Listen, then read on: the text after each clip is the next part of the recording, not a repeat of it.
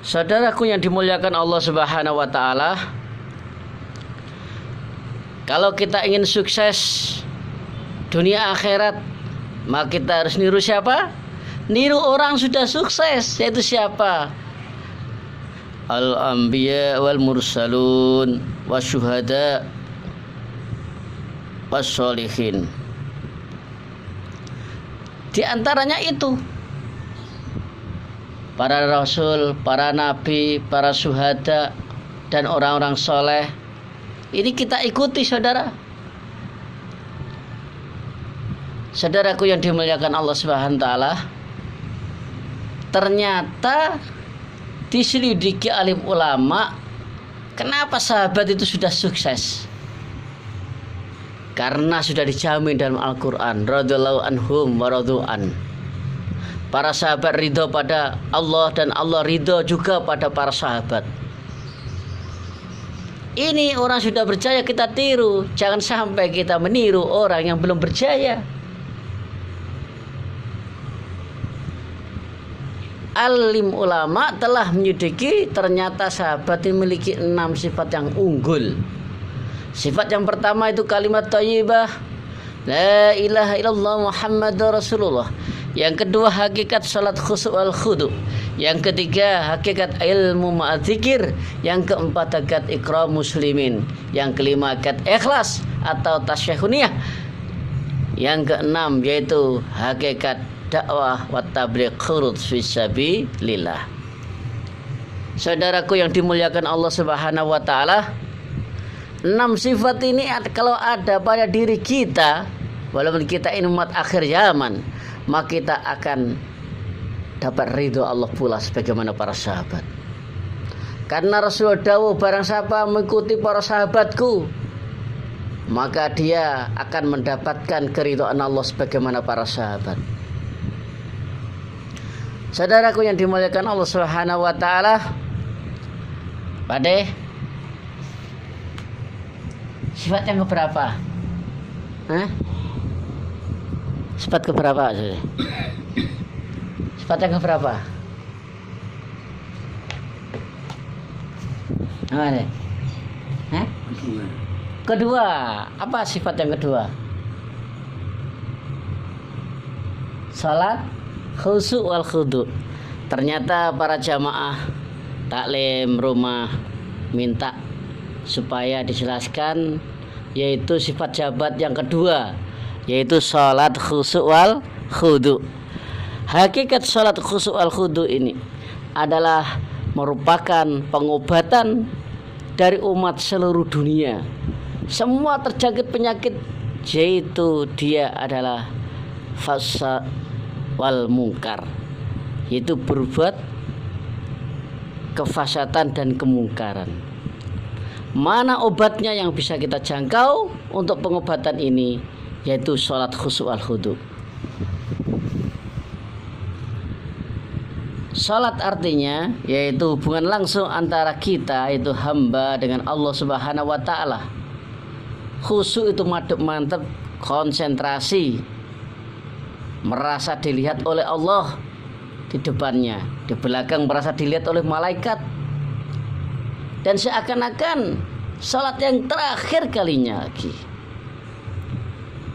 Maka merasa bacaannya ini didengar oleh Allah, ucapannya didengar oleh Allah, bacaan Quran merasa didengar oleh Allah, dan juga begitu di hatinya merasa diketahui oleh Allah, dan dia setiap gerak-geriknya merasa dilihat oleh Allah. Salat ini yang dikatakan khusyuk. Khudu itu artinya tertib atau merendahkan diri di hadapan Allah.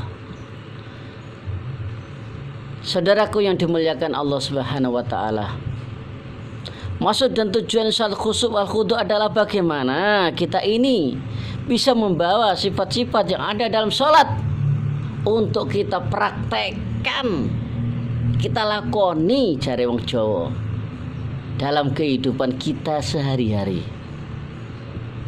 Dalam sholat kita selalu ingat Allah. Di luar sholat juga gitu, Pak De, ya, jamaah yang mulia, kita juga ingat Allah. dalam sholat kita bersolawat Nabi itu pada ketahiyat itu, maka di luar sholat kita juga selalu ingat pada Nabi, juga sholawat pada Nabi. Dalam sholat kita berzikir, memuji Allah, mengagungkan Allah, membesarkan Allah, mentauhidkan Allah. Maka di luar sholat juga begitu, kita juga mengagungkan Allah, membesarkan Allah, memuji Allah, mensucikan Allah, dan pasrah kepada Allah.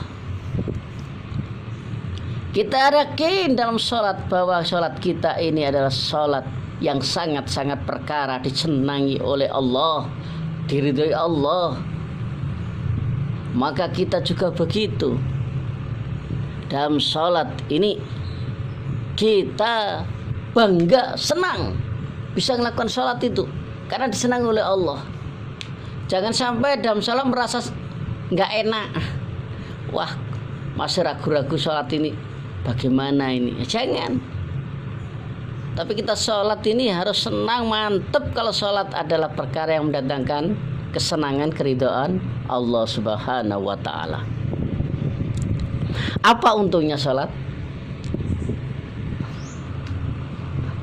Maaf. Apa untungnya sholat? Satu, maka rezeki kita akan berkah, lancar. Kedua, dikubur tidak disiksa, bebas adab kubur. Yang ketiga, melewati sirat secepit kilat, cepat seperti kilat. Keempat,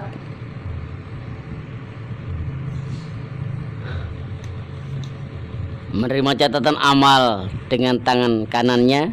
Yang kelima, surga tanpa hisab, masuk surga tanpa hisab. Saudaraku jemaah Allah, dan banyak lagi fadilahnya sholat. Sholat termasuk juga adalah untuk mengatasi masalah-masalah kita. Wasta'inu bisobri wassalah, katanya Allah dalam Al-Quran itu. Jadikanlah pertolongan kamu sabar dan sholat. Sehingga ada masalah sholat sebagaimana sahabat. Ada apa-apa masalah dengan sholat? Nah, ontanya meninggal, satu-satunya onta itu. Kekayaannya hanya onta saja meninggal. Maka dia minta pada Allah dengan sholatnya yang khusyuk, akhirnya doa supaya untanya dihidupkan lagi. Maka Allah ngijabahi betul, sholatnya hidup lagi, saudara. Bagaimana dengan sholat kita? Kebalikan atau sama dengan sahabat? Kebalikannya atau sama, Pak De? Ya mudah-mudahan sholat kita seperti sahabat. Jangan kebalikannya ya. Mudah-mudahan kita jangan kebalikannya, sholat malah mematikan hewan. Kalau sahabat tadi menghidupkan hewan, unta bisa hidup lagi dengan sholat yang khusyuk minta pada Allah.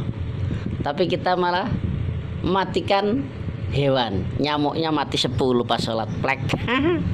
Apa gigit nyeng nak kuping, pek. Loro, telu sekolah ngetiping 10 kadang-kadang. Mudah-mudahan tidak, kita semua tidak orang muslim seperti itu, nggak ada mungkin. Saudaraku yang dimuliakan Allah Subhanahu wa ta'ala,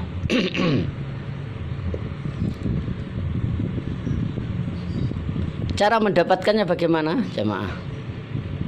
Cara mendapatkannya yaitu kita pertama doa. Doa minta pada Allah, ya Allah jadikanlah salat saya menjadi salat yang Kau terima, yaitu khusyuk wal khudu. Amin. Kedua, kita dakwakan pentingnya salat khusyuk kepada seluruh orang Islam, kepada saudara kita. Ketemu siapa saja sampaikan pentingnya salat khusyuk wal khudu, sehingga menyelesaikan masalah dunia dan akhirat. Dan kita lakukan salat ini untuk 5 waktu berjamaah. Untuk salat-salat sunat kita lakukan dengan yang panjang-panjang, ya. Rukuknya yang panjang boleh, sujudnya yang panjang boleh. Qiyamnya dengan baca Quran yang panjang boleh. 30 juz boleh, baik sekali.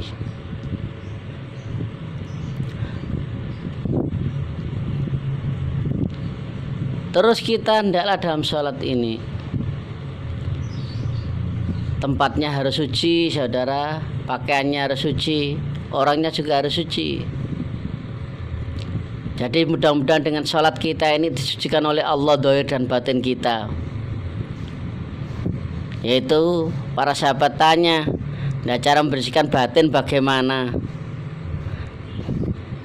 Ya Rasulullah, cara membersihkan batin kita yang mana diarani wong sing atine resik iku terus Kanjeng Nabi, yaiku tidak ada kedengkian, kebencian kepada sama saudaranya.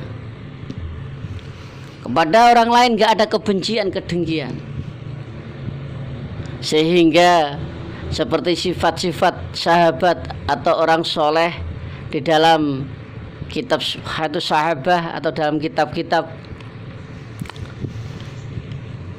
yang soleh-soleh itu, yang mana dia ini kalau saudaranya mendolimi maka dia memaafkan sebelum dia minta maaf. Tidak dibalas dengan keburukan, tidak. Dindolimi dibalas dengan pendoliman, tidak. Tapi dibalas dengan pemaafan. Atau dicontohkan oleh Nabi kita Agung Muhammad sallallahu alaihi wasallam, Nabi setiap ke masjid itu diludahi, dimarahi, kadang-kadang diejek. Maka pada waktu orang ini sakit, maka Nabi mendatangi. Bahkan pertama lagi Nabi mendatangi, teman-temannya belum mendatangi, malah Nabi mendatangi duluan. Bawakan oleh-oleh, buah kurma, buah anggur, kasih sangu dan sebagainya. Maka terkejut ini, loh ya Muhammad, kamu kan orang yang saya ejek hari-hari, saya udahi malah datang lebih dulu. Sehingga orangnya ini akhirnya masuk Islam malahan dengan balasan yang lebih baik. Kita juga gitu. Kalau sadar kita kurang baik di hadapan kita atau mendolimi kita, maka kita doakan dia dengan kebaikan dan kita kasih hadiah kita yang lebih baik pula. Saudaraku yang dimuliakan Allah Subhanahu wa taala, di antara juga untuk cara untuk menaikkan kelas kita supaya kelasnya itu kelas khusyuk wal khudu, maka kita ini adalah kita terutama mengenai sholat ini tahu apa yang kita baca, tahu yang kita baca. Kalau itu mengagungkan Allah, maka kita perlu di hati kita keagungan hanya untuk Allah, kehebatan untuk Allah, kesucian untuk Allah, pujian untuk Allah. Bahkan semua yang kita dapatkan ini dari Allah semua. Jadi kita merasa nggak bisa apa-apa, nggak punya apa-apa dan tidak bisa apa-apa, nggak punya apa-apa, tidak bisa apa-apa, nggak punya apa-apa. Sehingga kita betul-betul merasa hina, terutama waktu sujud. Terutama pada waktu sujud kita merasa hina di hadapan Allah, merasa rendah, sehingga nggak ada unsur kebanggaan diri kita, sehingga kita bisa menangis di hadapan Allah, bisa mengagungkan kepada Allah, bisa memuji Allah dengan pujian yang betul-betul pujian untuk Allah, sehingga salat kita bisa sungguh-sungguh salat. Insyaallah sama sedia saudara, insyaallah. Untuk mendapatkan semua ini dikatakan alim ulama dakwah, maka kita perlu berkorban juga untuk mendapatkan salat khusyuk al khudu ini. Kita keluar 6 bulan ya. 6 bulan sekarang boleh. Iya boleh sekarang 6 bulan. Saudaraku yang dimuliakan Allah Subhanahu wa taala, ini ke negeri jauh sudah dibuka ini. Untuk Indonesia bagian kita timur ini dianjurkan ke Mekah Madinah ini, daerah situ. Tapi setelah itu kita boleh tambah lagi ke Turki ya, ke Jepang, mana boleh. Kita niatnya ke 5 benua itu. Mulai benua Asia sampai Eropa, Afrika, kita semua akan bergerak ke sana. Semua siap, bisa Allah ambil bagian, insya Allah.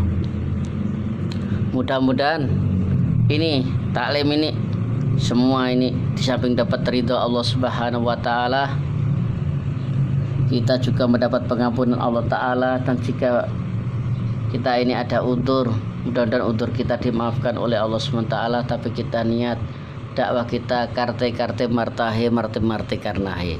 Apa itu? Dakwah sampai mati dalam dakwah. Amin. La haula wala quwata illa billah.